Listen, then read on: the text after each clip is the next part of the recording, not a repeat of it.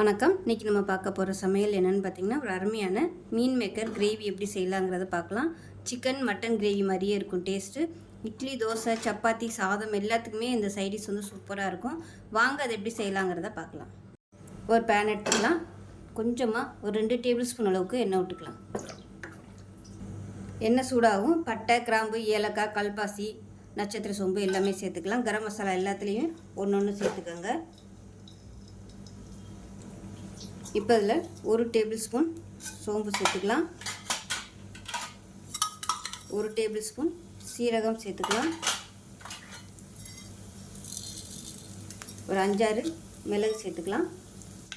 இப்போ பாருங்கள் எல்லாமே பொரிய ஆரம்பிக்குது. ஒரு 4 பல் பூண்டு சேர்த்துக்கலாம். 3 துண்டு இஞ்சி சேர்த்துக்கலாம். சின்ன சைஸாக வெங்காயம் வந்து ஒரு 10 சேர்த்துக்கலாம். 2 பச்சை மிளகாயை உடச்சிட்டு சேர்த்துக்கலாம். கொஞ்சமாக கருவேப்பிலை சேர்த்துக்கலாம். இப்போ இதில் 2 தக்காளி கட் பண்ணதை சேர்த்துக்கலாம். இப்போ நல்லா வதங்கிடுச்சு. கேஸ் அமர்த்திட்டு ஆற விட்டு நல்லா நைஸாக அரைச்சிக்கலாம். இப்போ பாருங்கள் வதக்கி நல்லா நைஸாக அரைச்சாச்சு.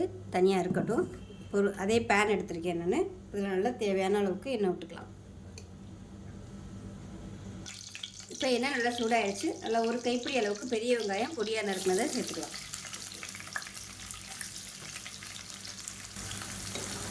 இப்போ வெங்காயம் கோல்டன் கலரில் வதங்கிடுச்சு. இப்போ நம்ம அரைச்சி வச்சுட்டு அந்த பேஸ்ட்டை சேர்த்துக்கலாம். சேர்த்துட்டு ஒரு 2 நிமிஷம் வதக்கி விட்டுக்கலாம். இப்போ நல்லா எண்ணெயில் வதக்கி விட்டாச்சு. இப்போ இதில் 1 டேபிள் ஸ்பூன் தனியாத்தூள் சேர்த்துக்கலாம். 1 டேபிள் ஸ்பூன் காஷ்மீரி மிளகாத்தூள் சேர்த்துக்கலாம். சாதாரண மிளகாத்தூள் தான், நீங்கள் 1 டேபிள் ஸ்பூன் மட்டும் சேர்த்துக்கோங்க. இப்போ நல்லா கலந்து விட்டுக்கலாம். 1/4 டீஸ்பூன் மஞ்சள் சேர்த்துக்கலாம்.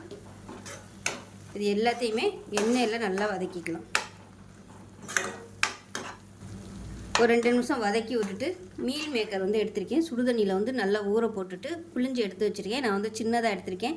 பெருசாக இருந்தால் நீங்கள் வந்து அதை 2-3 கட் பண்ணிக்கோங்க.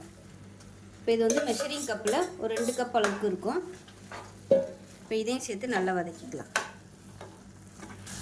இப்போ நல்லா வதக்கியாச்சு. இப்போ தேவையான அளவுக்கு தண்ணி சேர்த்துக்கலாம். நான் மிக்சியில் இருந்து அலசிட்டு கொஞ்சமாக தண்ணி சேர்த்துருக்கேன்.